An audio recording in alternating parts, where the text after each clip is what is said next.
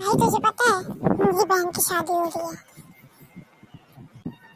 भाई वो तो मेरी बहन की भी हो रही है। वैसे तेरी बहन की शादी कब है? अरे 2 दिन बाद। ओ तो मुझे भी बुलाएगा? चल पहले ये बोल, तू मुझे भी बुलाएगा? हाँ हाँ मैं तो बुलाऊंगा।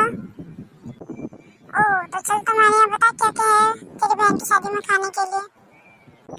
भाई पहले रसगुल्ले, गोलगप्पे, चाउमीन, मोमोज, राजमा दाल और बहुत पूरी पकोड़े। और स्वीट डिश में क्या है मेन? भाई काजू कतली है। काजू कतली क्या? ठीक है मैं तुझे बुलाऊंगा, तू भी मुझे बुलाना।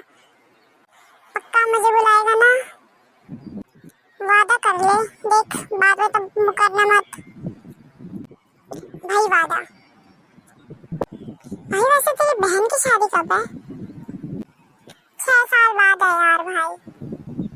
तू निकल यहाँ से, चल निकल, फुट यहाँ से। भाई बुलाएगा ना बोल। अरे गरीब यार, यहाँ से निकल यार तू।